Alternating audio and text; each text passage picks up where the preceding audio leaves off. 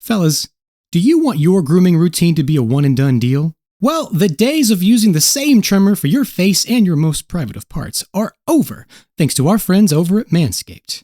Introducing the Beard and Balls bundle, featuring the Lawnmower 5.0 and the Beard Hedger, one trimmer for the moneymaker and another for the boys downstairs. Plus, get 20% off plus free shipping with the code PRETTYDARK at manscaped.com. That's 20% off plus free shipping with the code PRETTYDARK at manscaped.com. Ah, yes, I do recall the dark days of trimming my entire body with the same old, tired electric razor handed down through the generations to my father and his father before him, like some god-forsaken generational curse. Oh, I've got some war stories, you better believe it. But suffice it to say, there's nothing worse than getting nicks in your sensitive nooks and cuts in your tender crannies. The bloodshed. Oh, God, the bloodshed. But now is the time for peace and healing, thanks to Manscaped. This bundle offers the Lawnmower 5.0 Ultra, which can clear a path through the bushiest of thickets, thanks to its 2 interchangeable skin-safe blade heads that are gentle even in the most delicate of places, and the Beard Hedger, which features a titanium-coated stainless steel T-blade and 20 length options, so you can achieve any style you want with just a simple twist of the zoom wheel. From that coveted 5 o'clock shadow to the full-blown lumberjack within, now you can finally be the man you always knew you could be. So what are you waiting for? Go get 20% off plus free shipping with the code PRETTYDARK at manscaped.com. That's 20% off plus free shipping with the code PRETTYDARK at manscaped.com. No more dealing with the bloody razors of generational trauma. Just efficient, effective grooming wherever you need it. For the premium grooming experience, trust Manscaped.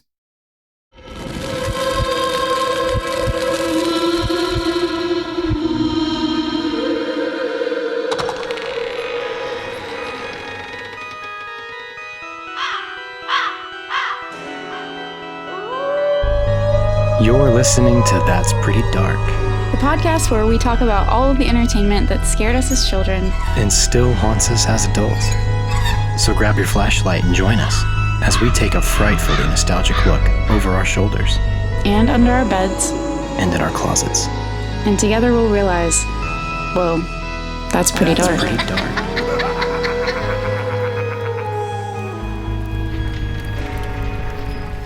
Beware the grave of Blind Paul, the ableist nightmare. Are you a pirate ghost? I don't know. I'm just bringing whatever. I can't tell. Whatever speaks to me, whatever's deep in my soul that Whatever needs to come energy. out tonight. Yeah, the energy that needs to flow this evening. Well, it's usually a pirate. So. It usually is, yeah, but beware the grave of Blind Paul, yar. Okay, perfect. I'm glad that I gave you the pirate thing, because otherwise Why did you would have been at a loss there. I don't understand. Yeah, I don't know. But, seriously, you know what the great thing about serendipity is? What? The fact that we all thought Halloween was over. But this is just like, what, a continuation? What's an addendum? We're always trying. We're extending Halloween. It's the appendix of Halloween this year. Like, where are we at? An epilogue. An epilogue, if you will. It's a Halloween epilogue. I like that. This is good. I love it. Just lined up perfectly. We couldn't have planned this better if we tried. Yeah, because there is a very intentional yet subtle Halloween theme to this whole episode. Yeah. Which is Are You Afraid of the Dark? Season 2, Episode 5, The Tale of the Dream Machine. I'm so stoked to do it.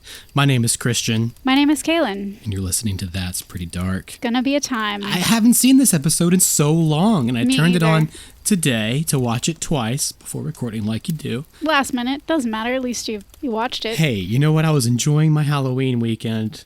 I had a great time. Little did you know, this could have added to it. It could have. Should have watched it. But yeah, man, the Halloween dance. They danced for hours, those two. So will we. So shall we. All together, Darklings, we're dancing. Honestly, I had kind of forgotten the premise of this episode, and so when I first saw the title, I got a little scared because I was like, how many times are we going to talk about dreams on this show? Like, there's, I feel like there's only so much you can say. We've visited the topic of dreams quite often this year, especially. Nemo in Slumberland, the Sandman episode, one of this season of Are You Afraid of the Dark? Yeah, more dreaming of Are You Afraid of the Dark. So, oh my goodness, so many dreams. Yeah, I was a little concerned, but it pleasantly surprised me. like the spin on this one, it's a little bit different. Yes, there's dreaming and waking, but yes, it was different enough that I feel like I really enjoyed it, and I hope that all of you will enjoy it as well. And I love it because this is the first time we're delving into this particular trope in fiction from this time. Yeah, any writer or anybody that appreciates words will have, probably a special place in their heart for an episode like this. Right. This show did it. Goosebumps did it. Stephen King did it. I mean, this goes We're back. going to talk about that. Hell, we are going to talk about that. That's what I told you. I was like, I don't know where this came from. Please tell me. I'm going to tell you a theory, at least. Good enough. I feel like this concept was a playground made for my child mind. Because words have always been so important to me. I've spent a lot of my life thinking about the power of words and writing, etc., etc. And we all have... etc. I don't think we're ever going to be able to say etc. on the show without doing that. At least for another year. In it's going to be Jane. very, very difficult to not do that. Sorry about it. Sorry, not sorry. But we all, speaking of, have our unique ways of putting words together. We have our own intangible voices, both literal and figurative. We even talked about this a little bit with Ray Bradbury in the Halloween Tree episodes that we just finished doing. And not only do we all have our unique ways of approaching them, words are powerful in and of themselves.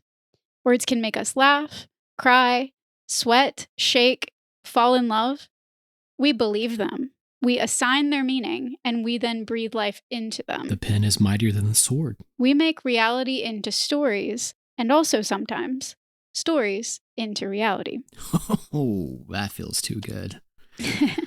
On a Monday night. I'm not the first person to say it. On a Monday night. No less.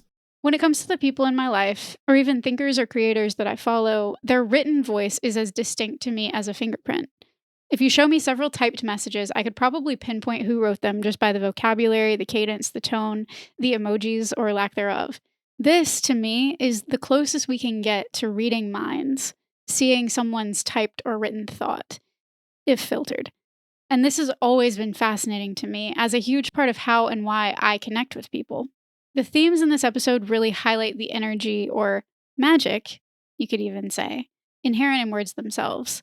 It also gives us opportunity to discuss the ethics, the limits and boundaries of human creativity, and the way that words of ourselves and others can take hold in our minds, for better or for worse. Yeah, buddy. The Tale of the Dream Machine was a summer episode, which surprised me. It originally aired on July 17th, 1993, as far as we know. And it was directed by a familiar name, David Winning, and written by DJ McHale and Darren Catania. Though it was one of few writing credits for Darren, he does get credit again a couple times in season 3. Yeah. He worked as a third AD on 11 Are You Afraid of the Dark episodes. Oh, gotcha. Okay. So it seems like he was friends with DJ and they had some kind of rapport. And I like to think, don't know that this is true, entirely conjecture, but I feel like maybe he approached DJ with the idea and DJ was like, yeah, let's go for it. That's... Yeah, sure. Don't know. Thus far on this show, DJ has written most all of the episodes himself. So anytime another writer is in the mix, I feel like there was probably a reason for it. Yeah, and he had said, too, that he wrote on every episode, whether he wrote it originally or he just got it from the writer and then revised that script to make it his own thing, which, I get that. And his voice, like we're saying, is deeply embedded inside the show. We open on several members of the Midnight Society up and pacing around the fire, like they've been waiting a while. The natives are restless. Kiki emerges from the shadows hauling a giant typewriter. It's about time. Where were you? And Kristen, who has probably been late to more Midnight Society meetings than anybody else. Than anyone because of her costumes, yeah. She angrily asks where Kiki's been. Writing my story. Are you sick? Laryngitis.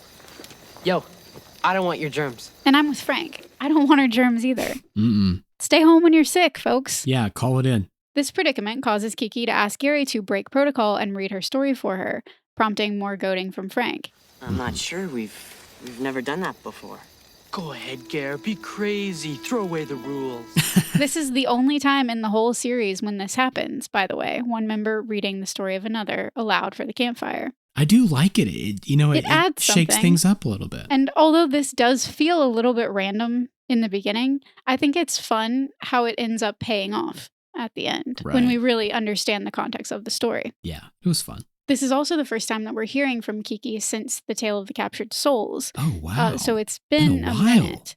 And as a reminder, if you've forgotten, the wiki says that her stories usually involve some sort of warning about carelessness, deceit, or the danger of history repeating itself. And I can kind of see the theme of carelessness coming through this time. But also, if you think about it, the history repeating itself. Yeah. With the previous owner. They stayed true to Kiki's brand.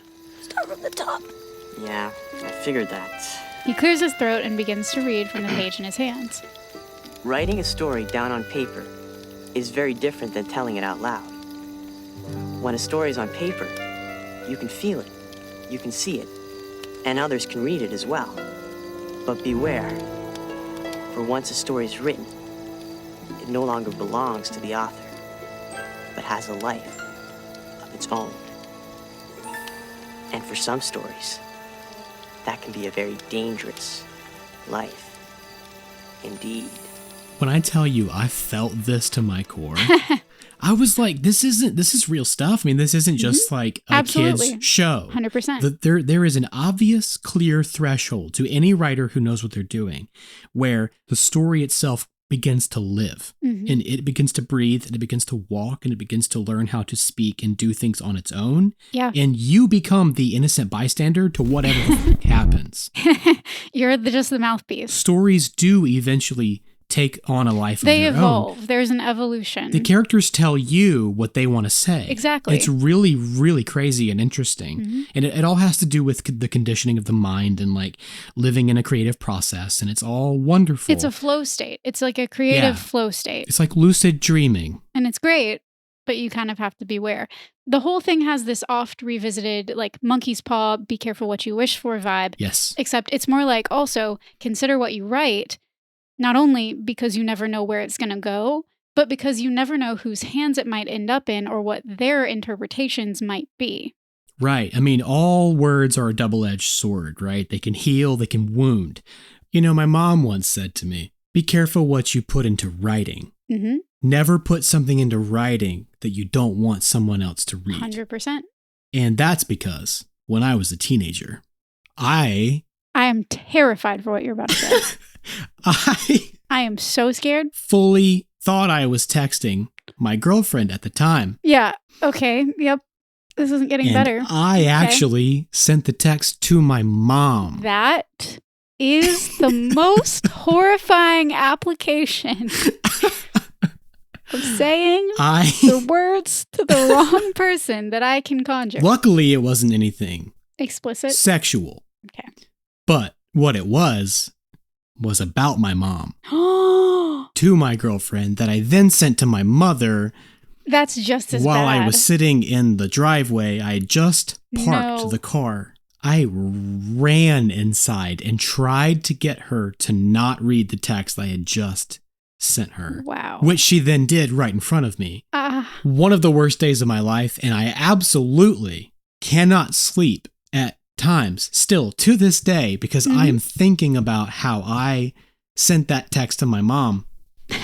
Be very careful what you put into writing, Darklings. I think that is a potential moral for this episode of just be careful what you write down. It's the same reason that I never kept a consistent diary in my life because that's terrifying once I wrote that it someone's down, going to find it. And simultaneously, I'm always so like, I love like autobiographies and like memoirs and things that are published where people have all of these journal entries and like they know what they were thinking on a given day. And like, I love the chronicling of time. Like I take so many pictures because I truly understand that a moment is finite and you'll never get it back. And so it makes me so badly want to journal, and I struggle with it with my ADHD anyway. But my whole life, I've just been afraid. I've never been able to be that vulnerable and have it exist in space and time independently of me because it's too scary. Wait, so for Christmas, do you want one of those little journals that has like the lock on it with the key?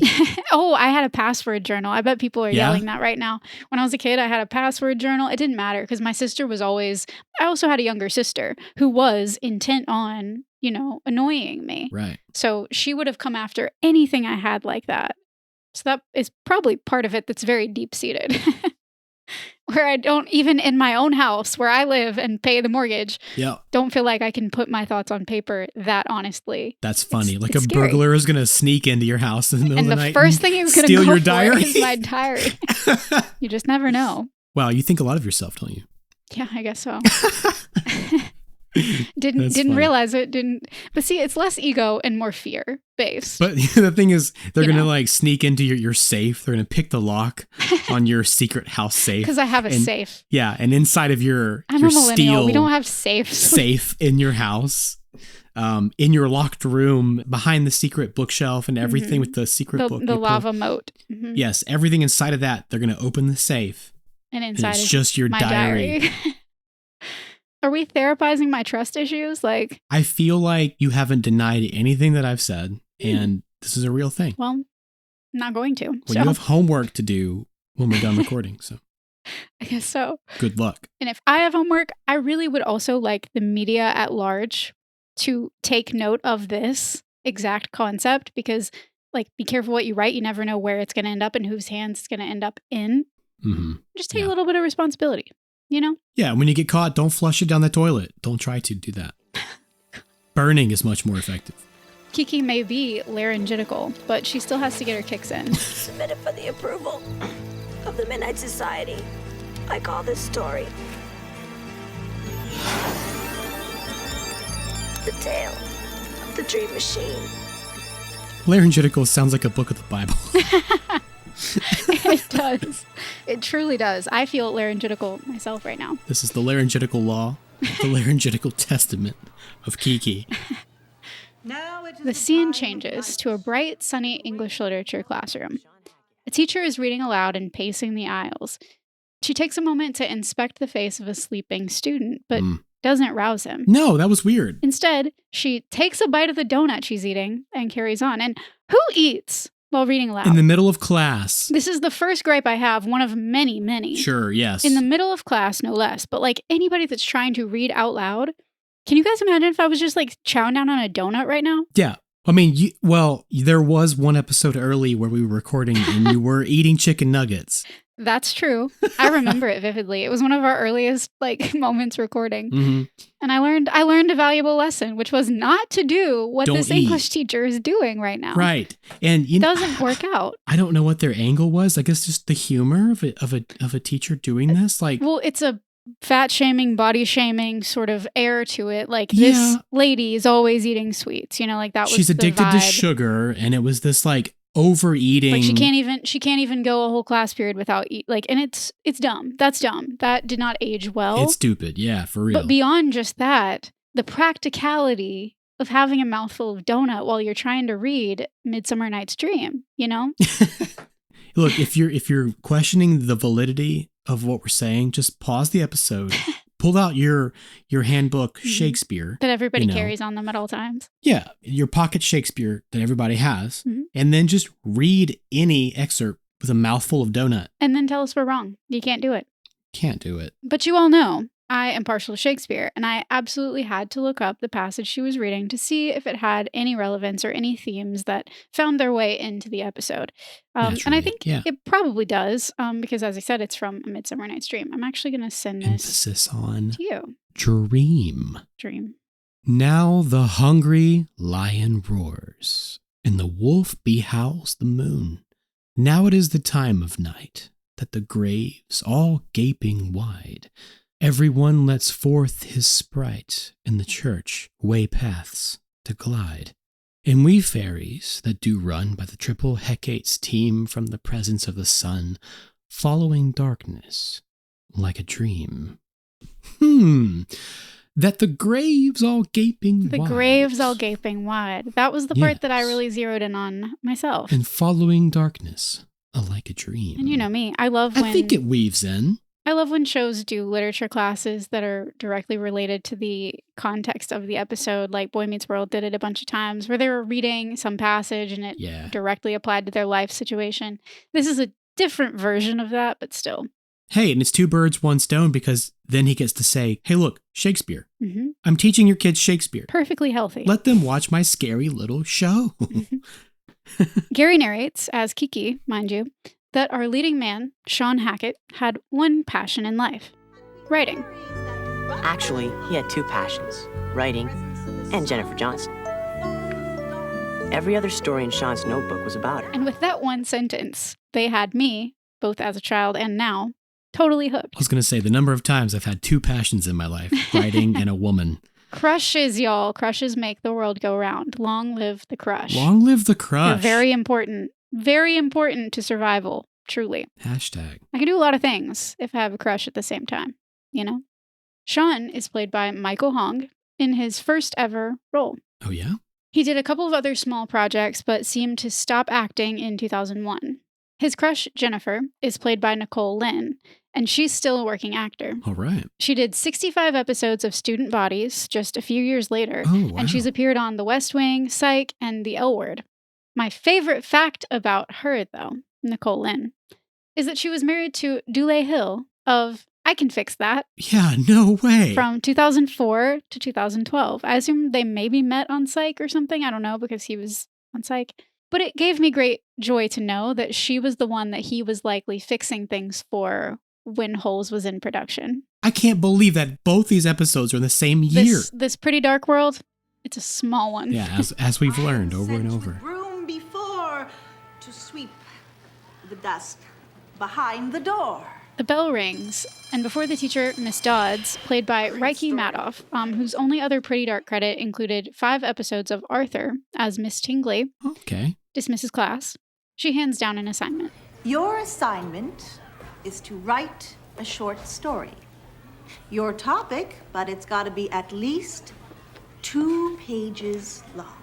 I got these kinds of assignments a few times in school. Not that many, English Lit being the main class where I would get them, and I took a lot of literature classes, so I was all about it. I'm sure you probably were too. Like, this would have been fun for me at the time. Eventually, I did enjoy this, yes, in my later teens. On their way out of class, Sean bumps into Jennifer twice. He does the classic, I bumped into you in the aisle. And then when they lean down to get the books or whatever he's knocked out of her hands on first impact, they bump heads. That looked like that would hurt. Yeah, it looked painful. They really bumped heads. But at their first touch, the score underneath turns all smooth and jazzy and wistful.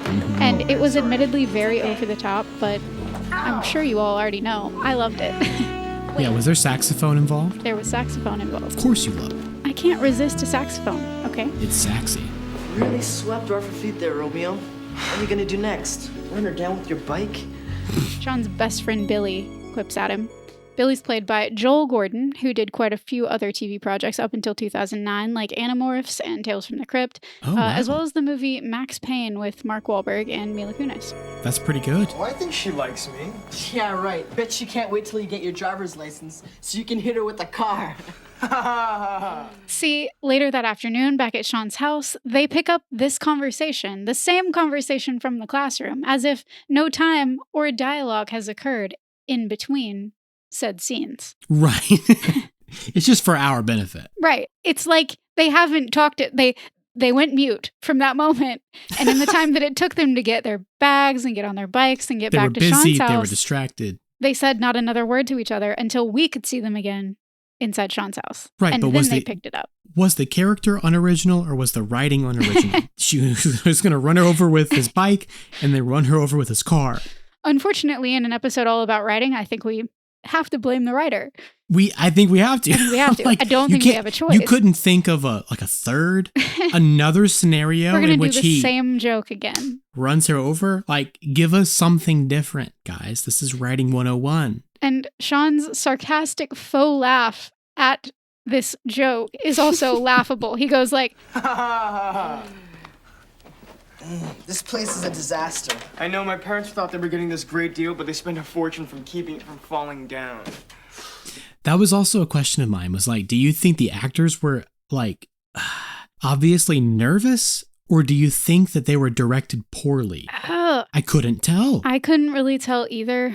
Knowing that this was Michael's first role, like he jumbled up his line even a little bit right after that. Like I don't think they could get a clean take of that. He said lines wrong clearly multiple times. I think he was just kind of nervous. I think it was just, he was nervous. David Winning, the last one that I recall that he directed was Locker 22. Okay. All right. There was a lot of suspense and whatever, and I don't feel like they were quite as clunky in their blocking, but we'll have to talk about that. It's just... This episode feels thrown together. Agreed. It feels rushed. I would agree with that. There's definitely some sort of element that's not jiving. It felt fully. like either a student film. Sure. Or it felt like a short film competition, like a scramble, where you have to make it in like 2 days. Which is why I brought up the fact that this writer, this was his first writing credit on the show, and he only had a couple more, but he was a crew member. Yeah. So it felt like... a third AD, yeah. I don't know. I don't want to disparage anybody's good name or anything, but it feels weird. It feels a little off, and we can all acknowledge that. We can all see it. It's fine. Yeah, it's okay. It's okay. It's still a fun episode. I like the episode. It's a super fun episode, and we didn't get to make it. They did. What we wouldn't give to make this episode. What we wouldn't give. Why is this place creepy? Remind me not to come over if you like thunderstorms or something. Billy calls the house creepy, and they open a door to a staircase with a homemade danger sign hanging in their path. Drawn with colored pencil. Uh-oh. You got a detour? Oh no, how am I supposed to get up to my room? So, unless this is his family's literal first day in the house, I guess we have to assume that his parents have just now decided that the stairs are unsafe. Otherwise, they wouldn't have moved their teenage son directly into the room above the death stairs, right? I was so confused. And even if they did do that, why didn't they give him a heads up about the stairs being dangerous? This brings me back to my point that this is a student film. Yeah, I rewound this part, admittedly, and please, Darklings, if you are watching along with us, let me know. Are we just crazy? There are a couple moments like this. We're going to clock it. Yeah. Am I just a bad viewer? Am I just missing something? Please let me know, because in this moment, I literally rewound the scene 3 times to see if there was a context clue I could pull and say, yes. Right, and there was nothing. So far, don't got anything. Just he comes home from school and, oh man, I can't get to my room. Very weird. Speaking of very weird, P.S., I get a lot of random content on my Facebook feed nowadays because I don't really use it all that much, and I feel like the algorithm doesn't know what to do with me. It's just like, hey, Sam, throwing things at the wall and seeing what sticks. And so a group that I come across posts from pretty often is specifically dedicated to death stairs. I've seen that too. That is, staircases observed in the wild that seem to presuppose a death wish of the stair stepper. I've seen that on my feed. There are some gnarly stairs from the 19th century, those that seem to almost camouflage the steps, so you really might be in danger of death as you descend. There are spiral staircases that are like in way too tight spaces where they never should have built a spiral staircase. There are stairs that were obscured by years of renovations and hidden underneath other rooms, descending down into the darkness at an almost 90-degree angle as if straight to hell itself. Was this the Winchester Mansion? It feels like it sometimes. Like this person moved their fridge and found a door underneath and opened it with stairs going down at a 90-degree angle. I'm not making this shit up. I could probably find the post. But I'm glad to know that this is not just the content Facebook is serving me. I'm not the only one. So. We are living in an episode of Evil right now. We've both seen the same random Facebook group about death stairs. And something is coming for us. And then we're going to have to investigate a slew of deaths about people who died on stairs. How dangerous could it be?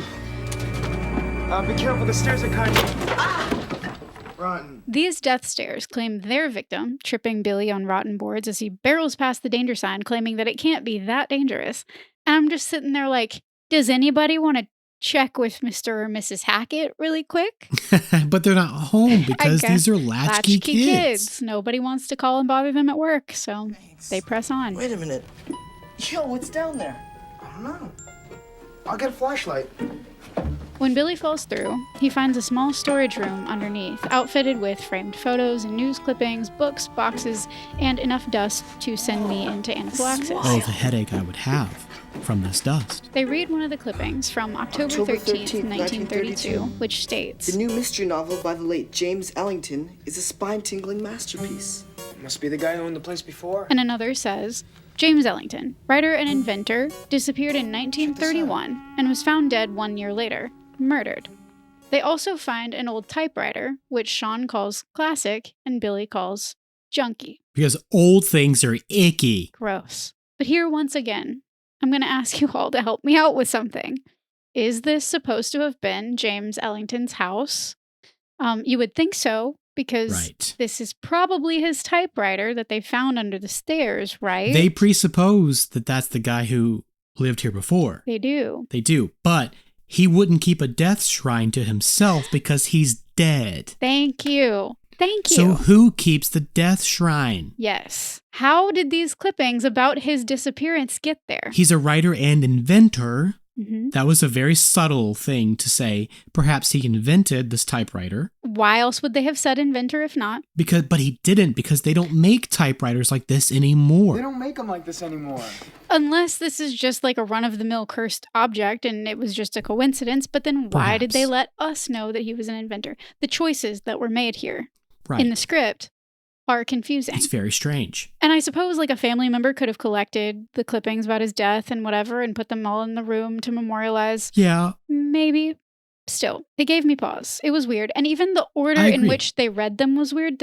Once again, even though I had just watched the scene in the hallway 3 times, I rewound and watched the scene in this room 3 times because I was trying to make sure that I heard the details right. They made it so confusing, and I don't understand the reason for that, because even the order that they read things in, he disappeared in 1931 and was found dead 1 year later. But they say that second, when they say the late James Ellington, this article, they say the date of the article, 1932, and then they say the late James Ellington. Like they just... It was written very strangely. They reveal it in a weird way, and it doesn't make for an easy following of the plot, I guess, because you're wondering, like, what's a red herring? And maybe that was on purpose, but just, like, what is relevant here? I'm not sure. And I couldn't latch on to anything. Yeah, but this guy just falls right through the stairs as they're going up to this guy's bedroom. And it's like... There's a whole room under that's crazy. Who built the stairs? Who built the stairs? If this guy was the owner of the house... That's what I'm saying. Who built the stairs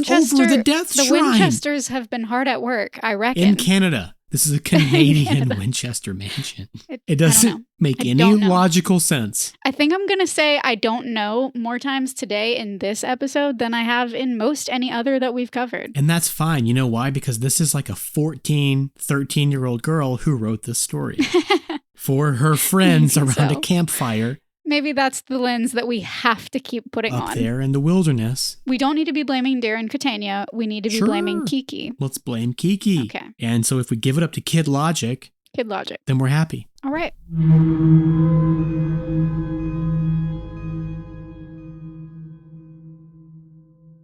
This episode is sponsored by BetterHelp.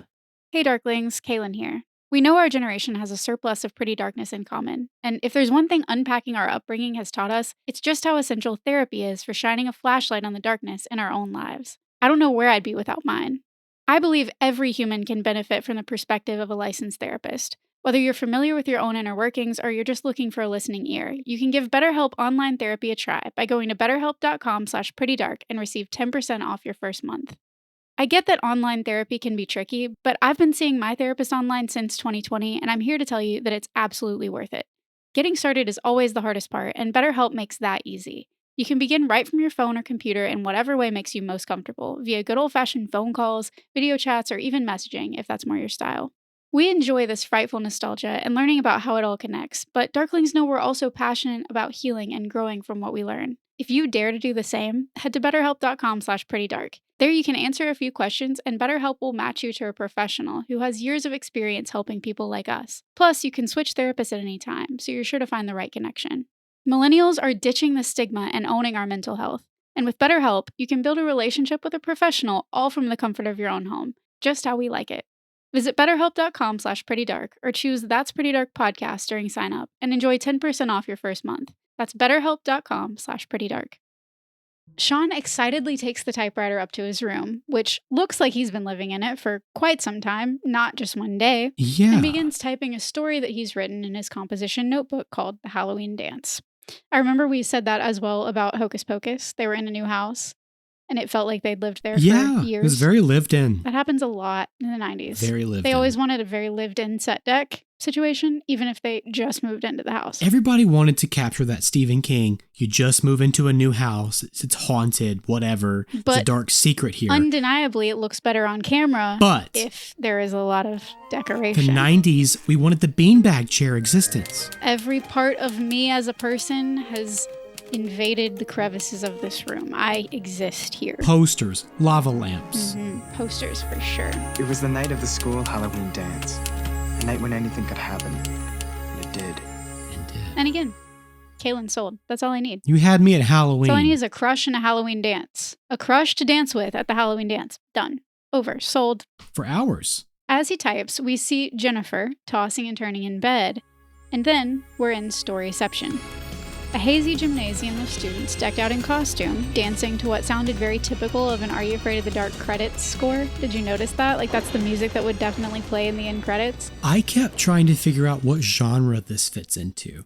I was like, okay, wait. There's some old school rock. Goth rock, alternative. Organs. There's organs. Organs and drums. It's haunted and Halloween. I need this on my autumn playlist, is why I was trying to think about it. It's a good vibe. I like it, but I'm really into it. It reminds me a lot of the music, the score that plays during the credits. Yes. And I'm sure all of you Darklings can hear it in your head right now if we've not inserted a clip. Haunted but upbeat. Upbeat and haunted. I have a playlist called Spooky Moves, which is kind of that. Ooh, that's nice. The essence of that as well. Sean, entering as a vampire, approaches Jennifer, who is, I think, unfortunately, meant to be dressed as a gypsy of some kind, which is also true to the 90s and all of the rampant cultural appropriation. Well, this is the same director from Locker 22, yeah? Mm-hmm. He was way about the hippie dress hippie of costume. the high school. So, tropes. Tropes, yeah. Sean guides her onto the dance floor, and with a dramatic snap of his fingers, the fast music becomes slow. Mm-hmm. Right away, I got the As the World Falls Down vibes from Labyrinth, which is why I chose to wear my David Bowie shirt for this recording session, by the way. We danced for hours. Nothing could have ruined the night. Then slowly, we moved to a dark corner of the room. What are you getting up to, Sean? What you got planned for this dark corner? Vampire stuff. And with that fatal kiss, she will be mine forever. Now we realize he is a real vampire, and the dream turns nightmare for Jennifer as he leans in, fangs gleaming, and she bolts upright, screaming. This is something we can discuss in more detail in a little bit, but I did think, why, Sean? Why in this scenario with your crush that you're writing this story about, why does it have to turn into a nightmare? Why are you imagining yourself as a vampire? And it harkened me back to our conversations during our thriller episodes about coming of age and feeling kind of monstrous about the things that you're feeling.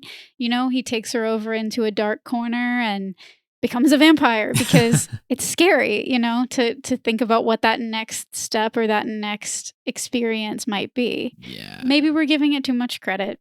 But it did remind me of those conversations, and I thought it at least worth mentioning that. Sure, yeah. You know, why did it have to turn scary? Maybe because puberty is scary. Puberty is scary. Terrifying. I wouldn't go back. Me neither. Couldn't pay me enough money to go back. Me neither. No, thanks.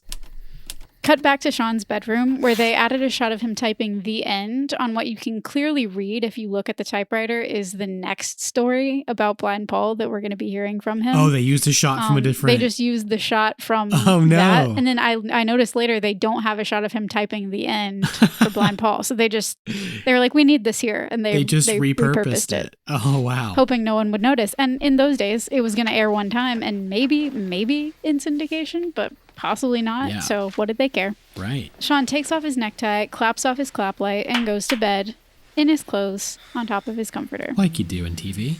So comfy. The next day at school, he once again literally runs into Jennifer in the hall.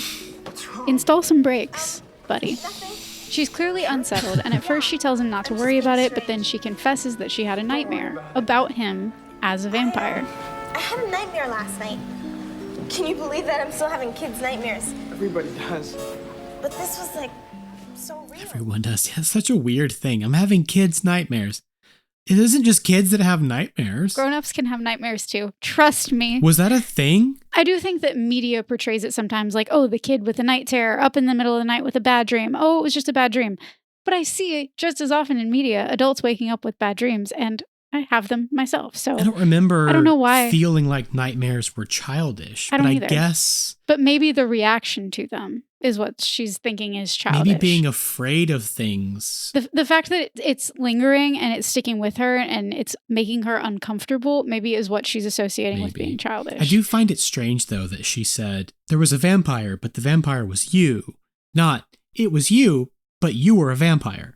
Again, language is important. Phrasing is important. Yeah. I wish that they had taken more care and detail in this script for that reason, because they were making that point with the episode. Right. But it's important, like these little tiny things that can either bring us closer to or further from the subject of the sentence, just in the way that it's phrased.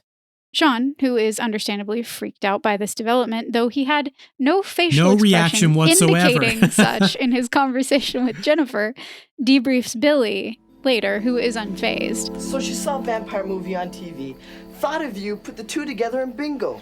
Nightmare time. Nightmare time. What can you do? Have you ever had a nightmare about a crush? Like they were the bad thing? No. They became the villain? I had normal dreams. I never had nightmares about crushes. I mean, most of the time I did too. I can recall one instance where I had a crush in my life. Not going to specify the time frame. All right. But I do recall a time when I had a crush, and in the dream that I was having that was very much like a dream, I was required to go into a labyrinth, a maze, like a shrubbery maze. It wasn't like a corn maze. It was like hedge maze. Hedge maze is what it's called. Yes, sure. Literally called a hedge maze. And I remember being directed there by my then crush, whose eyes were empty sockets. There was nothing inside the eyes. They were very dark. And they told me to go into the hedge maze. And I did. And I woke up. So do with that what you will. That's unsettling. That's deep. It was. It was quite unsettling. But whenever I was thinking about this, like, I was like, I have had a nightmare about a crush, and I don't know what it means to this day with their eyes being missing, but happened. Just saying. Hey, Darklings, why don't you give us your dream interpretation, your dream logic? We've done this before. Poor Darklings have probably heard more of our dreams than many people in our lives have heard. Yeah, probably. But it was exactly what I wrote. What are you trying to say? You think she's some kind of mind reader? No. I don't know, it's just weird. And he's not wrong. He's not. But Billy still isn't concerned about the dream or the English assignment and proceeds to take a nap while Sean types his up. Very quickly. He just chose to fall asleep and just chose to fall asleep in I've Sean's never bed. done that once in my entire life. Me either. Never. Sean types up a story called Trapped. And this story features Billy as the protagonist. One cold and foggy night, Billy snuck into a crumbling old graveyard on a dare, searching for the grave of Blind Paul. He didn't believe the stories about the graveyard being haunted, but he should have. We're seeing, at the same time, such classic 90s spooky graveyard visuals as Billy is creeping through the forest with lots of fog, dodging trees, clearly on a soundstage, and shining his flashlight on tombstones. Lots of styrofoam spray-painted tombstones. When he finds Blind Paul's grave, he hears a gravelly breathing and tries to run, then tries to confront the source. But he's startled by a creature whose face we don't see, and he falls backward into a waiting grave and open coffin, which slams shut behind him. Did Billy not notice that the grave was open and empty when he first found the grave marker of Blind Paul? I guess not. Because he came up to the grave, shined his flashlight on the grave marker, and traditionally speaking, usually, the headstone, if this is a headstone, is at the head of the grave. Yeah. And he was crouching in front of it. Therefore, in front of him should have been gaping wide grave. Yeah. How dare you apply your logic to this illogical dream sequence. I know. Written by apologies. A 15-year-old kid. Written by a 15-year-old kid in the story, written by Kiki, who's probably younger than that. Probably 13 or 14. You're right. What am I doing? This is teenage English assignment inception of how graves, yawning graves, open up to unsuspecting victims. Oh, so maybe it wasn't open until 30 seconds later when he stumbled back toward it. It just depends on... Look, we need to dissect the anatomy and the consequences of Blind Paul. Mm-hmm. We need to understand how his haunting works, what he is, where he came from. Because, we don't know those details. How does he collect his victims? Is that is important. Billy the first victim of Blind Paul? And if not, why aren't there more skeletons inside the coffin? Or perhaps he takes over other grave sites. Maybe. And just has people falling into them all willy-nilly all the time. Is the coffin like a stomach? Does it digest the victim into the soil, into the earth, using earthworms and bugs? Hosier, is that you? Maggots. I mean, I have been mistaken for Hosier on occasion, yes, but...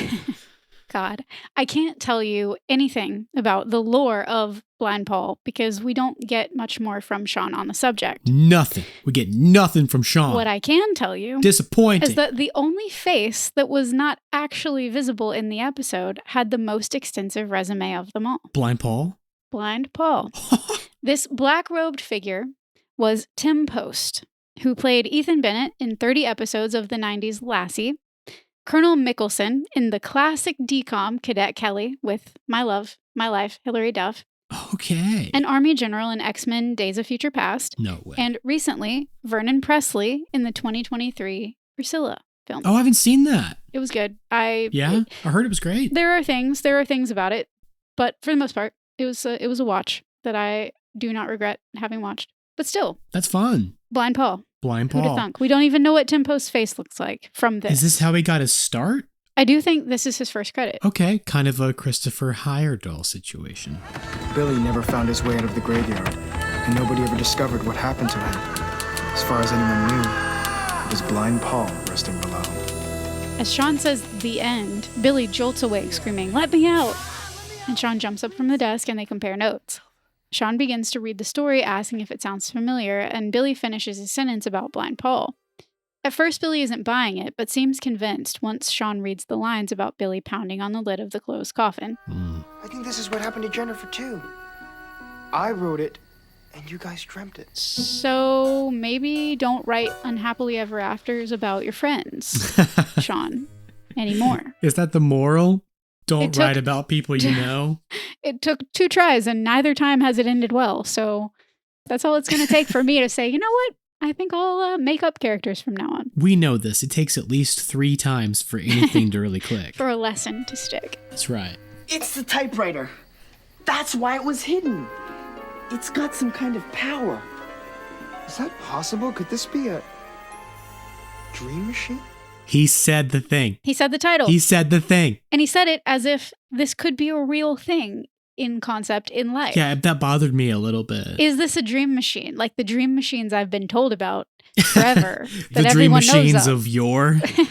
Is this a dream machine of yore? Yeah. Yeah, it's Arthurian legend. Yeah, yes. And once again, we recognize and notice the importance of language in the structure of dialogue because it implies something that I don't think they necessarily intended to imply. What would have been nicer would have been if Sean was like, does it create dreams? Does it make... Exactly. Is this where dreams come from? That takes it a step back. And then Billy goes, yeah, like a dream machine? Perfect. Beautiful. Rewrote it, fixed it. It wasn't hard to do. It wasn't that hard, guys, but they rushed it for some reason, it seems like. It was also now that I decided, watching the episode, that I really wanted one of these typewriters.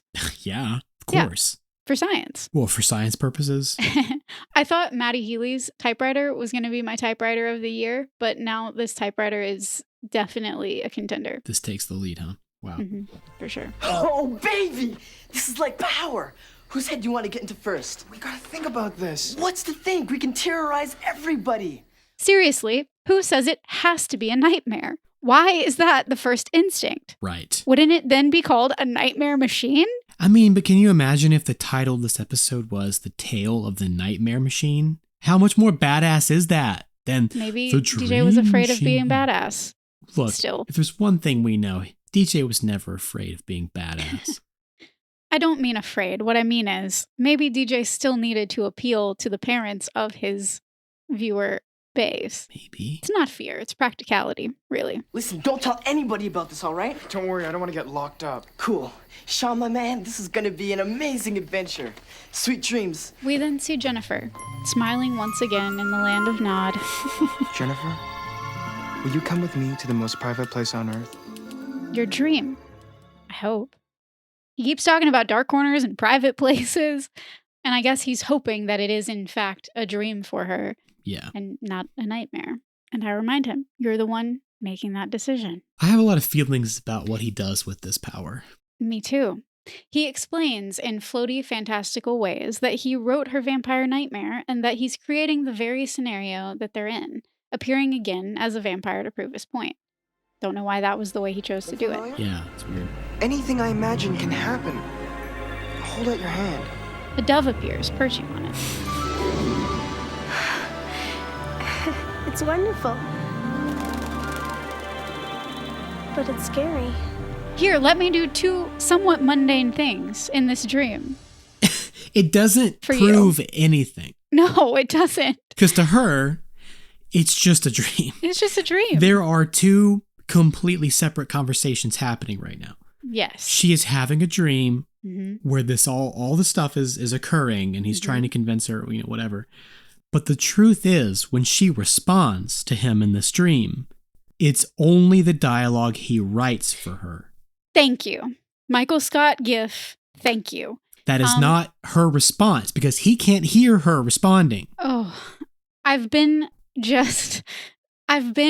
tearing myself apart over this because I'm like, as Sean is writing these stories, presumably, yes, he's also controlling the other party and their responses, is he not? He's manipulating her response to what he's saying and making her believe it's her response in her own dream. Because he is the arbiter of this situation. Right. So when it escalates... Thank you again. And so Jennifer is seeing herself, but not operating autonomously. It's dream logic. It happens Dream to logic. you. You're there. You think it's your own dream. Everybody in the dream is you, right? Because it's in your own head. Mm-hmm. But in this case... Everybody in the dream is in Sean's head. It's Sean. It's all Sean with himself. It's a little bit creepy, A little bit, because can you consent to this in a dream state where you are the dreamer, but not the author? Non-consensual dreaming. We'll get there. But the reading of the Halloween dance story provides a little more wiggle room. Like maybe their dialogue isn't strictly controlled, but their actions are. Yeah. But we have to make the distinction that the reading of the Halloween dance story is technically, quote unquote, really happening versus this dream state, which is definitively happening in Jennifer's mind. So as you're pointing out, there are some really tricky ethics here. Yeah. And thinking this hard about it does kind of ruin it a little bit. Little bit. Just a little. A little kissy. Here we go. I need to find out if it's true. When I end this, I want you to call me, okay? Okay. And she agrees before he leans down and kisses her cheek. He just couldn't help himself. Though he does apologize. But she leans in and kisses him for real. Both of their mouths closed, absolutely no movement whatsoever, and if it weren't for her smile when she first leaned in, I wouldn't guess that either of them actually want to be kissing at all. Uh-huh. My sources say that this is the first ever character kiss in Are You Afraid of the Dark canon. Wow, okay. Though we have had a couple interrupted. They almost close, but kiss. not Close, quite. but no kisserette. I think it gets points for the ethereal dream atmosphere, because that was big in my childhood and my adolescence, sure. Mm-hmm. But I think I would have preferred that our theater friends from Midnight Madness got their smooch, since they actually liked each other. Yeah. And both were able to consent to Yeah. the interaction. It's also funny to me, and again, maybe DJ's subtle way of putting a buffer on the romance or this situation. Because the first kiss, unless I'm wrong, please Darklings correct me if so, that takes place in Are You Afraid of the Dark, takes place not even within the reality of a story being told by the Midnight Society, but within a dream, within a story, within the story. Yeah. So 3 layers deep in consciousness we have to go to get a little peck of a kiss. And it's just... Which is funny to me. I just saw the whole thing as It's weird because... It's a manipulation. He's doing this for his own gain. He's writing this story to prove to her that he's, controlling her dreams, but it's still done in a selfish fashion. He himself writes the words that he was sheepish enough to kiss her on the cheek, Mm-hmm. and then apologizes To which she then smiles and leans in and kisses him herself. He wrote those words to manipulate her in her dream to think that she wanted to kiss him. It's such a soft boy dating profile. It is. Make-believe scenario that like a guy writes about his first date with you. Yeah. And it's all about how he's a good guy. He's a good guy. This is the proof right here. He leans in and kisses you on the cheek. And then he says, "Oh, I'm sorry." But he's writing it. He could have done a lot worse, I think. Well, yeah, but could have done a lot worse. Shouldn't be our bar. Ever. Even in a dream state. I can't find the middle ground here. There's no middle ground. Trust me, like I said, I've been agonizing over how to even talk about it because it's so hard to quantify why this is weird. But it's weird. The white cloud rose up around them, and the dream was over. The end. Sean waits by his motorcycle phone, and just when he decides the whole thing was probably bogus, the motorcycle rings. The next day, once they've turned in their literature assignments, Jennifer comes back home with Sean and Billy to attempt to make sense of this whole ordeal, just like we're trying to do. Yeah. Desperately. I do miss the word bogus, though. It's a good word. Let me read this masterpiece. Billy, being the biggest skeptic and loudest mouth, grabs the Halloween story to read for himself. And I would be snatching that back so fast because I feel like that's very personal to read the dream that you projected into your crush's head. But then again, when Sean wrote it, he wasn't necessarily intending that it would be projected into Jennifer's head. He just wrote it as his own personal expression, which is kind of like grabbing somebody's diary because at that time it also wasn't written for the literature assignment. I digress. At the same time, it is the cat's sort of out of the bag here. The whole point of them being there is the fact that she dreamt the story. Sure. They were going to read it regardless. True. But Billy But Billy does take it upon himself. Give him some space, Billy. Give him a second. Ask them if they're cool with That's this. one thing teenage boys are not good at, is giving people space and asking if people are cool with what's happening. Too true. The Halloween Dance by Sean Hackett. It was the night of the school dance, a night when anything could happen. And it did. As he continues to read the story aloud, the typewriter begins to glow its ominous green, and poof, Sean and Jennifer are back at the Halloween dance, freaked out and recognizing that the story is coming true, but forced to carry out all of the actions as written. Dancing for hours, moving to a dark corner, razor-sharp fangs. Teeth come out. The vampire opened his mouth, bearing his razor-sharp fangs? Man, this is pretty gruesome for... No, Billy. Nay, it's pretty dark. And when he realized they've disappeared, he stops reading altogether. Guys? Whoa! And all of a sudden, they're back where they belong. Once they poof back, Jennifer responds to Sean's line of questioning with nods and wide eyes, confirming that when the stories are read aloud, they really happen. I think we just discovered another feature of our little dream machine. So, to recap once again, for our friends at home, when Sean is in the process of writing the stories, they come to the protagonist in dreams. Question I had about this is, does it still work if the person isn't asleep at the time of writing? Oh. Because I'm thinking not. Would they just daydream it? Maybe they would just daydream it. Maybe it would force their consciousness there no matter what. But we only ever see it happen when the person is actively asleep. So, right. Don't know. Don't know. But we do know that as he's writing it, it's all imagination. It's still conceptual. It's dreamlike. So it happens in a dream. But once the story is fully fleshed out and no longer in progress in Sean's mind, it's been closed off with a the end, bracketed, so to speak, and is then read aloud, the stories become tangible in more ways than one.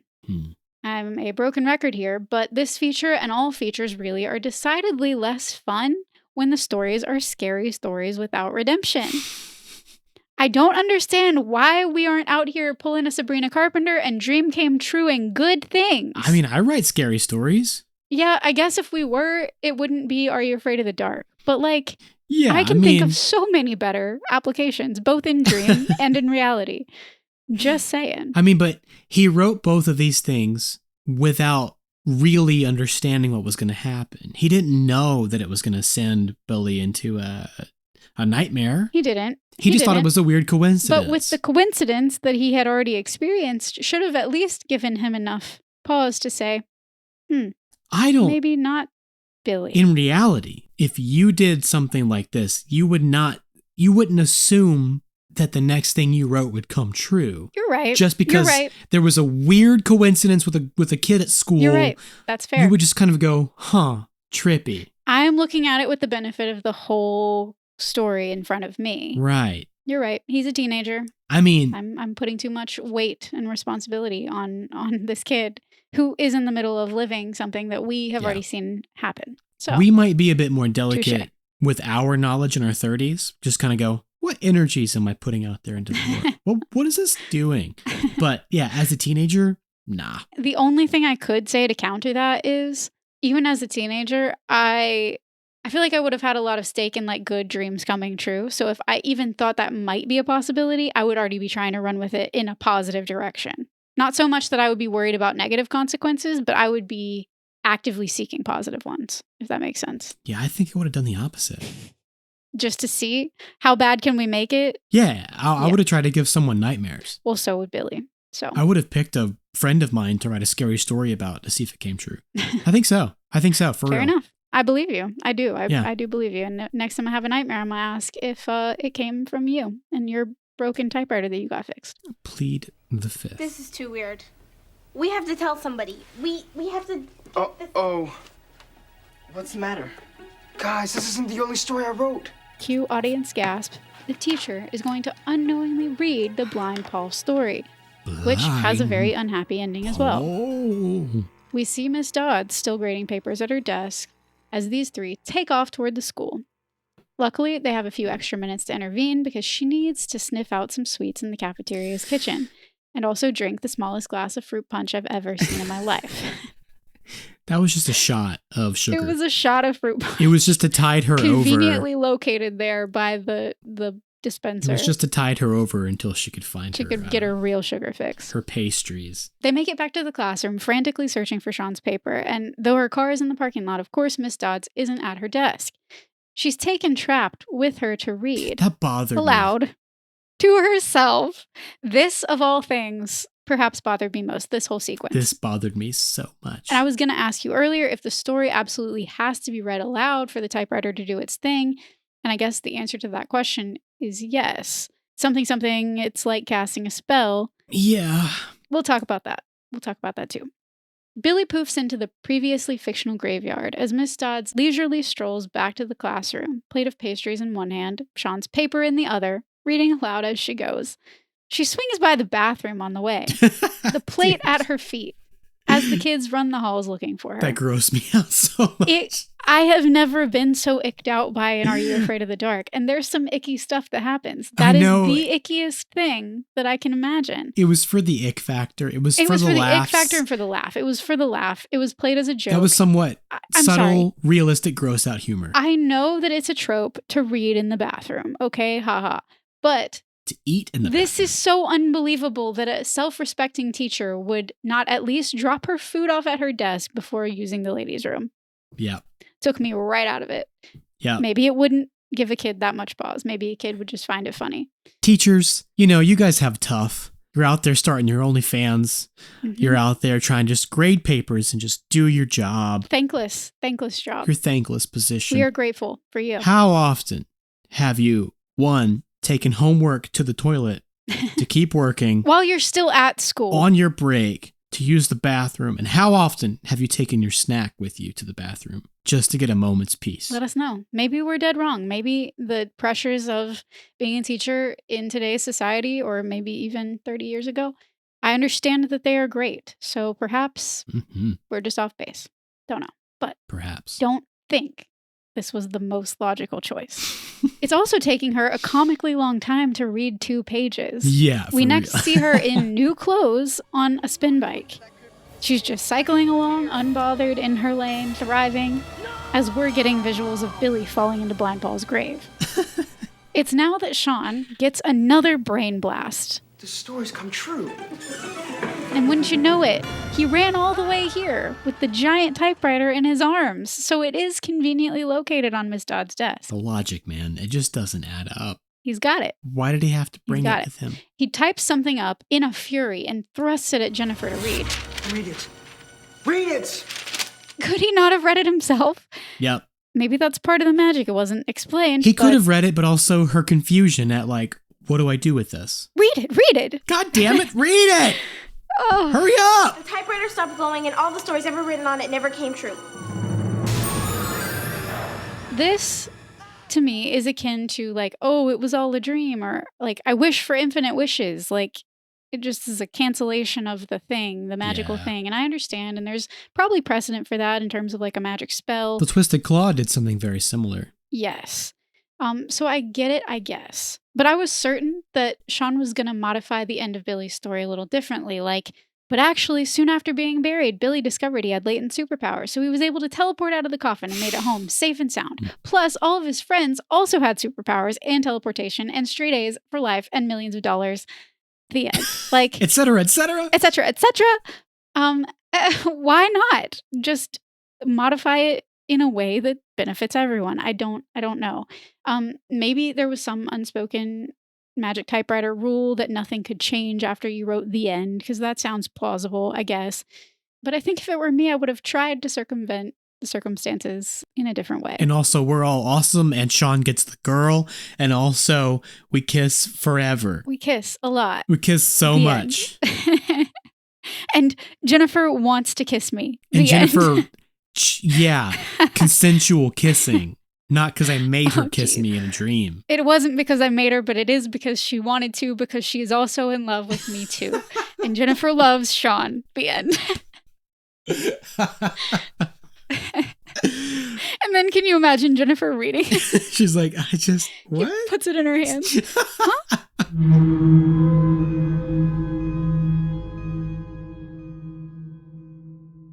KISSING. First comes love, then comes marriage. Well, because he doesn't write any of that, Jennifer calls this Sean's best story yet. And Billy poofs back into existence, and a clueless Miss Dodds wanders back into the classroom, asking sternly, "Is there something I can do for you?" And they all grin sheepishly, and we fade to black. The end. That was great. Kiki? Around the campfire, the kids are impressed, but Betty Ann notices that Kiki has gone missing. Her typewriter left in her place. What's it say? The headless warrior chased down each one of the Midnight Society one by one until they were too tired to run. Yeah, right. They all laugh nervously, but they waste no time getting out of Dodge as Gary douses the flame. And I've just got to say, for the love of God, somebody go back and save that typewriter from the elements, because the morning dew is going to do a number on it. Don't leave it in the woods. The morning dew is going to do a number. I know you're scared. I felt the same way. I was like, don't leave this precious artifact of history in the past. Right there. So now that we are all caught up, back to my original question. James Ellington, author, inventor, at the very least, previous owner of this typewriter, if not the inventor of it, was found murdered around the same time his novel came out. Yes. Are we supposed to think that he wrote about his own death on the typewriter and it was then discovered and published? Are we supposed to think that a victim of his typewritten torture sought revenge on Mr. Ellington? I think we are supposed to assume that his book was published posthumously, so I am just having a really hard time, even now, wrapping my head around why they chose those details to share. I wanted to come to you with answers, Darklings, because any of you that have watched this episode recently probably came here hoping that we could make it make sense. And I just can't. I think it's one of those up to interpretation type things mixed with the whole behind the closed door. It's like there's nothing scarier than what's behind the closed door. It's the unknown. Sure, we'll leave this in obscurity. But it's also like letting the audience fill in the blanks themselves. And I love that. You know me. I'm a huge proponent of that. Yeah. Don't show us the monster. I say that all the time. You just have to imagine what this renowned mystery writer would have written about the disappearance. But they say he was murdered, which was so that's what I'm explicit. saying. He was found murdered. They wanted to say the word murdered. So that's what I'm saying. If he had disappeared mysteriously, that would line up with the whole mystery author type. Mm-hmm. Oh, sure. Wow, how spooky. But it's that's like, what I'm saying. This whole episode murdered. is about the power of language and the structure of language and how language affects our lives. So we have to take it seriously, how they describe it. They chose this for a reason, and I don't know what that reason was. And I think they could have chosen better details to make it more powerful or effective if that was indeed their goal of just making it spookier. It feels like they expanded beyond their limit of like, let's just make it as crazy spooky as possible. And then it got like realistically, like real life, scary. And then they tried to redumb it back down for like teenagers. Maybe. So they oversimplified a lot of what they had expanded. I could definitely So it was like see that. overstretched imagination, elongated, and then just like crumpled. Into like crunched back like a slinky. Yeah. And it was like, so we have all these ideas we came up with that are not suitable for children. How do we do this? And so they just sort of like cut what they needed to cut, and then they just sort of pushed it back together. But like, say murdered. You got to say murdered. But we have to keep the word murder to keep it really extra. Ooh. But like, it feels almost very similar to Casper's father's invention, but the inverse of it. He wanted to be the greatest writer in the world, and he was an inventor. And so he decided to do this whole obscure magic / scientific invention type thing, a mad scientific invention to make his stories so real that they haunted people in like a very realistic way. Yeah. And he wanted it to be this like Goosebumps, R.L. Stein, like so real. What ended up happening was then he wrote a very scary story about a character that kills the writer of his, kills the creator. It's a Frankenstein's creation sort of concept. Comes back to bite him. Yeah. He then invents something so real that it can kill him. And that, great, fantastic, amazing. Tell me one more sentence so that I can put that together and I don't have to rewind it 3 times to see if there's something I can put together. I agree. That's just my 2 cents, though. That's all, speculation. But I think that there was 1 or 2 details that could have really closed that gap for all of us at home. Gaps need closing. Sometimes. Not always. Not always. But sometimes. And speaking of gaps that need closing, I keep talking about casting spells, and I'm sure that none of you thought, with the concept of this episode, that I would resist the chance to further explore the sovereignty of words and their effects on our minds and their ability to conjure reality. We have dipped our toes into this before, but it fascinates me, and I think it fascinates our Darklings also. Firstly, there are etymological connections to make, which is very appropriate because this is all about words. Merriam-Webster's site says in Middle English, spell meant to mean or to signify, which probably developed from the Anglo-French SVA, itself from Middle High German, spellen, meaning to relate or to talk. Okay. Easy enough. This spell in modern English came to mean to read slowly, letter by letter, or spell, like a spelling bee. Spell, as it relates to incantation, is actually Germanic from the noun spell, S-P-E-L, and refers to talk, storytelling, gossip, or sermon. All right. These are all arguably ways of speaking, but more intense than perhaps your everyday speech. It's also the derivative of gospel, which translates to good tale. Good tale, okay. In the 16th century, people began spelling words, that is, they began naming individual letters of a word in their proper order, and it didn't take long for figurative use of that verb to develop as well, like I'm going to spell it out for you. But there's always been some overlap in this literal language type interpretation and the more magical one. Mike Zim, a Yale professor, is quoted as saying, in the Indo-European tradition, words were always viewed as having magical abilities or possessing a dangerous magic. For example, the daughter languages of Proto-Indo-European arranged the consonants in the root word for the animal wolf in many varying and bizarre ways. And this is probably because the original speakers, before 3000 BC, feared that if they said the actual word for wolf, it would magically cause the animal to appear. Oh, it's like speak of the devil. Speak of the devil, and the devil shall appear. Wow. Because words carry power. Yeah. And it all feels like superstition, but we have to remember, as we do often go back to on this show, superstitions sometimes exist because we were trying to make sense of things that didn't make sense. We wanted to add logic to situations that Or weren't illogical. logical. And that's where all the wives' tales and superstitions come from, and why so many of them do kind of have roots in truth and reality. But I also understand the whole idea of better safe than sorry. Let's not say the name just in case the wolf does show up. He who must not be named. Mhm. Fear the name only increases fear of the thing itself. Bingo. That's my Hermione. My best That was Hermione. good.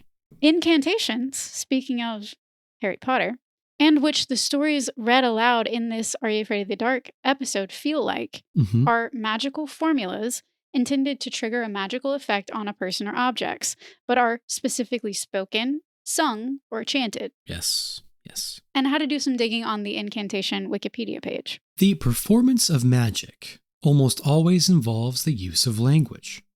In The Magical Power of Words, 1968, S.J. Tambia argues that the connection between language and magic is due to a belief in the inherent ability of words to influence the universe.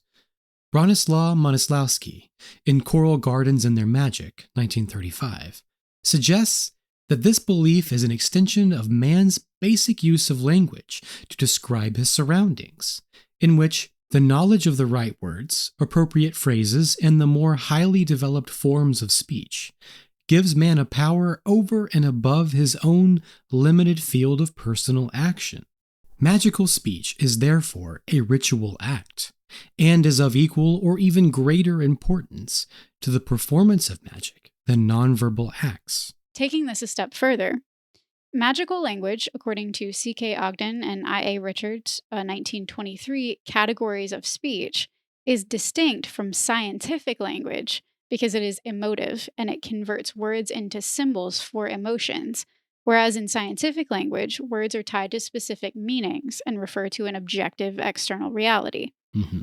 Magical language is therefore particularly adept at constructing metaphors that establish symbols and link magical rituals to the world.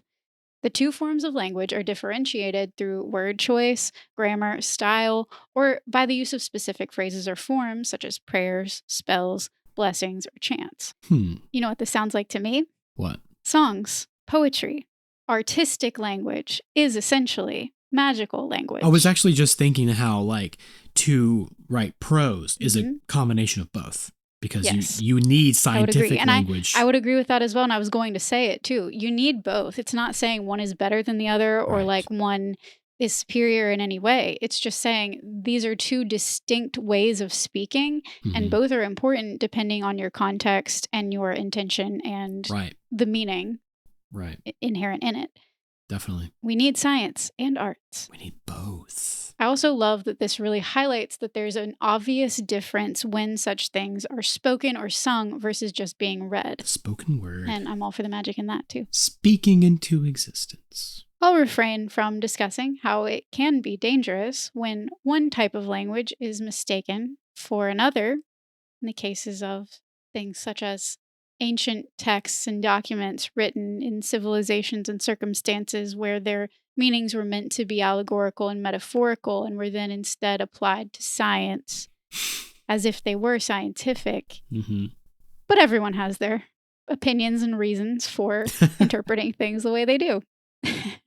So, both types of language are important. Both types and categories of language are necessary. And I personally love when they can exist in harmony with one another and be appreciated for the beauty and the magic that exists in both places. Right.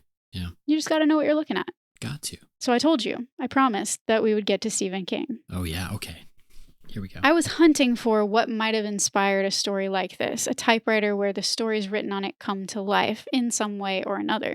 And I found something that was then pseudo-confirmed by the IMDb trivia, which I never know what to trust, but I found it in my research, so I'm going to say this could have been an inspiration to either DJ or Darren Catania for this episode. Yeah. Which is a 1983 short story called The Word Processor of the Gods. Yes, exactly. By none other than Stephen King. It was first published in the January 1983 issue of Playboy magazine under the title The Word Processor, and was then collected in Stephen King's 1985 book called Skeleton Crew. I never read the story, but I did see the adaptation in Tales from the Dark Side. which I just got the DVD, full like DVD set of Nice. this year. I got it for my birthday, I think, this year. But anyway, yeah, there's an episode based on Stephen King's story. There are a few. There's a Twilight Zone that's before it, but you know how kind of all of those sort of meld together because, again, people were consuming those episodes and putting their spin on it, their own version, and this episode is just DJ's version of that, I think. Yeah, that's what I was saying a few weeks ago. Is I was like, I don't know if Stephen King was the originator of this trope or if he got it from like if the he Twilight absorbed, Zone or Alfred Hitchcock, somebody who wrote it, 50 years before Stephen King came along. Like, where did it come from? The lifeblood of That's Pretty Dark is that there is this always moving, feeding machine of consciousness in art. In this story, the main character, Richard, is disenchanted with his life, his ill-tempered wife, and disrespectful son, and is experiencing a midlife crisis when his nephew, Jonathan, and sweet sister-in-law, Belinda, whom he previously dated, are killed in a car crash caused by his abusive brother's drunk driving. Mm-hmm. Richard is given a word processor from Jonathan's belongings and finds that it was intended as a birthday gift for him. Jonathan just passed away before he was able to give the gift. Yeah. As he's working with the fickle electronics, he hears his son come home, bad-mouthing him, and on a whim, he deletes his son from what he's writing. And this effectively deletes his son from existence. Everything disappears. His son's friends who came in with him, this band that he's in, all these disrespectful kids, everything in his room, it's gone. It's gone, yep. As if it never existed. And because his son never existed, according to what Wikipedia says, his wife is even less agreeable and, quoting, fatter, which, come on, Stephen King, oh my God. So Richard deletes her as well, because he's now displeased even more with her existence. Yeah. And with the machine deteriorating and on the brink of permanent disrepair, he impulsively rewrites reality such that Belinda was always his wife and Jonathan was always his son, essentially pressing the do-over button on his life. Mm-hmm. While I don't love all of the implications here, and just by that description alone, I'm going to assume that there are probably plenty of reasons for his family's behavior towards him. I figure that we've all had moments where we wish we could rewind and make different choices with the benefit of hindsight. Yes. And that's really what this boils down to. Oh, the number of times I would have gone back and like written a different same ending to something that happened. So many times. I used to obsess over that If concept. only I could change the past, Marty McFly. If I could change this one thing. Yeah. Yeah. I am notorious for that kind of thinking. Magical thinking. Yeah. Magical thinking. Mm-hmm. And when thinking about inspirations, there's also the very popular manga Death Note. I think there was a movie inspired by it that I have seen. Yeah, I've seen it. I never read or watched the manga, but it's essentially the note has power that if you write someone's name on it, they're going to die. And it's not exactly the same, but it's close enough that I looked into the origin because I was like, did that just originate with the author of this manga or is it deeper than that, basically? Right. And an article on comicpress.com, like comic, from 2007 says that Death Note is said to be China's oldest Book of the Dead, similar to the Egyptian Book of the Dead, which contained instructions on the rules and spells of afterlife. The Chinese Death Note was used to guide its users to the afterlife. Oh, okay. It was said that the Yellow Emperor created a certain notebook of death as a tool to enforce the newly established imperial system. And as time passed, Death Note was passed from rulers to rulers. And while many scholars believe that the Notebook of Death found in many texts is nothing more than a regular book, many suggested the possibility that in the old days when people were still heavily superstitious, those who possessed the Death Note were able to instill fear into their subjects and opponents. The presence of Death Note can be felt in many Chinese literature and records. A Notebook of Death was mentioned in a poem about Qin Shi Huang's search for immortality. And according to an old Chinese tale during the Three Kingdoms period, which was in 220 to 280, Shu strategists used a certain notebook to create confusion among rival Wei forces and their commander, Sima Yi. So there were actual records of like military disturbances and disagreements being changed by the use of a book. So like the emperor would have the book and they could write whatever they wanted to like control their own destiny? No telling. Like I said, a lot of people just think it was a regular notebook with like important strategies and information about death and dying. But they like mythologized the emperor's book of where he was just like, it was his diary. Maybe. like it's not specified. It's just that we know that there was a book mentioned. To speculate, like that long ago, there was a book mentioned, and it was kind of there's this echo of an idea of a death note in a lot of Chinese media. So a text that controls the fate of a dynasty. Yeah, I guess so. But I was interested because I was like, again, this is all kind of being passed down through time. And whenever I first watched this episode, the first thing I thought about was Death Note, even though in our episode, it's not explicitly trying to kill people. Wow, it sounds like a really good way to like control the masses and your population, and a very important book that a very important that guides you to the afterlife and outlines the things you should do. Did somebody say divine right? It sounds like a way to strike fear into the hearts of both your citizens and your enemies. As I said, yes. Yes, it's been done. It's been used over and over. With God on your side, with the gods on your side, your divine rule over the people and the nations. I didn't expect to make all these parallels, but it is interesting. Who can deny that you're meant to be in power and control and that your say isn't the final say? The book says so. The book says, I'm supposed to be ruler of all of you. And speaking of scary things, it's time for the scareometer. The scareometer time. Tried and true, the old-fashioned scareometer. Ooh, scareometer. You want to go first? I think I shall. It's been a minute. I think I shall. I'm not afraid of this episode because it's so easily fixed. Mm-hmm. If your logical reasoning works at all, you can problem solve this situation pretty easily. Yes. Like they do. So it's a pretty easy fix. I'm not that afraid of this. But the whole, as we've discussed a dozen or a couple dozen times so far on the show, something that I do, that I say, that I create, that I conjure, causes harm to other people or does irreparable harm to a scenario or a human or like whatever situation. I'm the one that did this because I wrote it and I made it happen. The weight of the responsibility of what you create. There's a lot. Yeah, exactly. Mm-hmm. What is it from The Little Prince? You're forever responsible for the things that you tame. Something like that. There's a lot of responsibility there. And the weight of that is crushing at times, depending on the situation. Mm-hmm. So, I mean, I think I'd give this like a 5 or 6. Okay. Just because of the implications of your own words having such power that you can destroy someone's reality by something that you say just off the cuff. You didn't even mean it. And I think that's like, if we're going to take it a moral direction, here's a moral of the story, I think that's really where you do land. Yeah. And that's important. It's important Choose to think your words carefully. Choose your words wisely. Because they're magic. This isn't even so much a be careful what you wish for. It's just a beware what you say. Because you can drastically change someone's life or their whole reality in just a few words.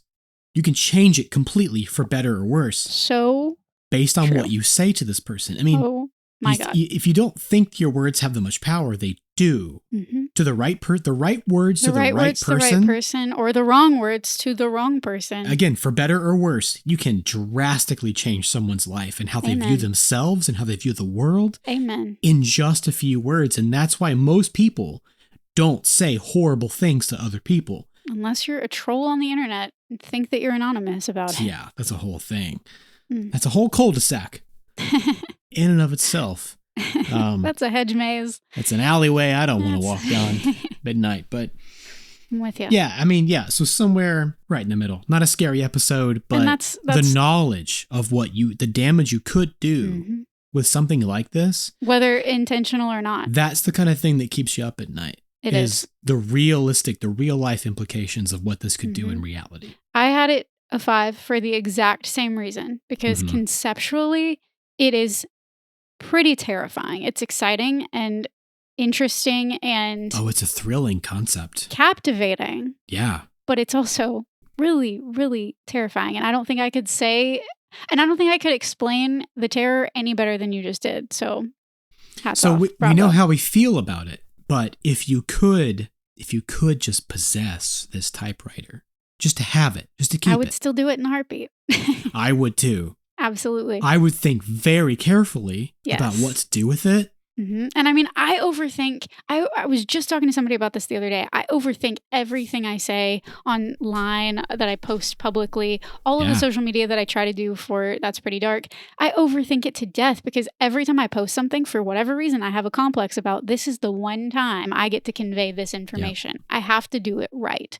Right. I already think like that, so I think I'm responsible enough, universe, to bestow upon me a magical typewriter. I think I could do it okay. I think if it's going to be in the hands of any two people, it's us.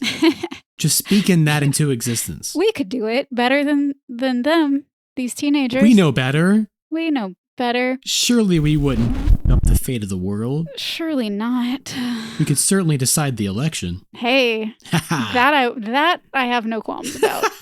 me Again, neither. Reducing harm. Reduce harm. That's reduce, reuse, recycle. That's all that boils down to. Reduce harm, reuse harm, recycle harm.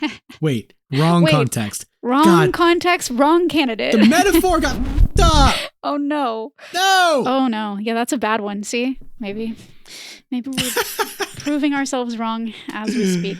Oh, Lord. The other reason that I gave it a 5 and split it down the middle is because, again, in concept, it's one thing. In execution, it's another entirely. This episode had the goofy factor just dialed all the way up. So any of the peril that did hit in something like a Tale of Locker 22 didn't hit for me here. And all of the conventions to get them from point A to point B in each scene of this story, even down to the blocking of the scenes, was clunky and, I dare say, some of the most convoluted that we have seen in 2 seasons of Are You Afraid of the Dark? I agree. It was just tough. The whole thing felt difficult. Like you said, like a student film. Like they were still working out the kinks and released it anyway. It seems like a pretty straightforward episode. Like, I don't why. I don't get it. Again, it's that idea that there's potential left on the table. Like, I do think there was a lot left on the table with the concept. Yeah. But again, this episode did serve to get my imagination going. And thinking even as a kid that I could actually project myself or my ideas into the dreams or the reality of others was the coolest thing I could think of, which is probably why I've been so enamored with writing for as long as I can remember. I was about to say, that's just writing in a nutshell. I want to reach in with my writing or with my words somehow and make an impact, make a difference, say the right things, or even just moving people. I told you many times through all of our creative products, I don't care if 1 million people see it. I don't even care if it's only one person that sees it. Yeah. If it means something to that one person at all, I did exactly what I wanted to do. And I still feel that way to this day, even with That's Pretty Dark. If it affects one person positively. If it can affect one person positively, that's exactly what I hoped for. That's what we've always said. And it's fun to realize that even though it doesn't happen so literally as it could with the assistance of a glowing typewriter, as we're saying now, and as you said earlier, we absolutely can project our ideas into the minds of others, whether by conversation or by the written word. That part is very, very real. We can convince, change, and instill senses and feelings in the minds of others, often beyond their control. As you said, sometimes you say the right thing and it sticks, for better or for worse. Yep. It's wonderful and it's scary, as Jennifer said. So, let us, dear sweet darklings, critically, compassionately, and carefully consider the sources we allow to shape our thinking. And when we're the ones wielding the words, let's use those powers for good as often as we can. Hell yeah. Shall we? Damn. I was really glad when you started quoting Harry Potter earlier, because I would like to leave you all with Dumbledore's take, because why not? Why not? Especially as we are reeling from the chaos and upheaval of yet another ridiculously polarizing election season here in the United States. Dumbledore says, "Words are, in my not so humble opinion, our most inexhaustible source of magic, capable of both inflicting injury and remedying it." I knew there was the quote I was forgetting, and that's it. And that's it. You almost said it earlier, actually. Well, I kept you thinking said wound and Yeah, heal I or something like Yeah. that. And I was like, is he going to say it? Is he going to go ahead and say it and ruin my conclusion? No, you didn't. Thank you. I try not to ruin conclusions, but yeah, I kept thinking of The Fall of the House of Usher, Mike Flanagan's series, his adaptation. Oh, yeah. In which the character of Verna says, language in its highest expression is musical. And I think we've said that on the show before. Yeah. I'm pretty sure we've quoted that. I couldn't agree more. God, I love Mike Flanagan. Oh, I love Carla. It is. I love The Fall of the House of Usher. I love Me too. Music and song and magical language. It's just so great. And all of these things are core to both of our personalities, I think. So it's fun to kind of bring them into the world of That's Pretty Dark by way of something else core to our personality. I can't believe the serendipity of this being a Halloween-themed episode because of the Halloween dance, but also missed it by that much. The election season in the U.S. Words mean a lot. Even, I love it when that happens. even when there are people who think that words don't mean anything. And words also mean a lot, even when we can't find exactly the right ones, but we wish we could. Which that's really more the philosophy of That's Pretty Dark, because we constantly are searching for the right words. Googling synonyms and writing thesaurus. For hours and hours and hours. Just until we get it perfectly right. Thank you, Darklings, for being here with us. Yes, thank you. It is November time. We're creeping toward the end of 2024, which feels weird to even say. I just got used to writing it. That's how it goes, isn't it? The older you get, the longer it takes to shift over in your brain. Oh, man. And we do have some amazing patrons to thank for supporting us on Patreon. We do. Must have been a hell of an October we had. We want to thank Joshua C., John N., one of my best friends, decided to support us on Patreon. One of my best friends since we were like 3rd and 4th grade. He's an amazing, amazing best friend of mine. Thank you, Scooby-Doo. I've eaten at your father's restaurant a million times. And we want to thank Cody D. Thank you so much. Contributing to our Patreon and saying thank you to us for all of our hard work. And if you guys want to be cool like my friend Scooby-Doo, yes, that is his nickname. Yes, I coined it in high school. And yes, like 10 people in his life still call him that to this day. You can join us on patreon.com/TPD podcast. It's great. It's $5 a month, and or whatever you want to give, and you can basically just help us keep the batteries in our flashlights so we can keep searching the darkness for all these beautiful shining gems of our past. And it makes it so much easier to be supported like that. The undiscovered country of our past that just lets us shine new light on our present and hopefully our futures, so we can be better people going forward. If you want more of our words in your life, you can follow us on social media as well. That's Pretty Dark Podcast on Instagram. That's Pretty Dark on TikTok. If you feel like giving us stars or reviews on any of your podcast streaming platforms, we would always really, really love and appreciate that. We read every single one. We do. And your words warm our hearts. They do.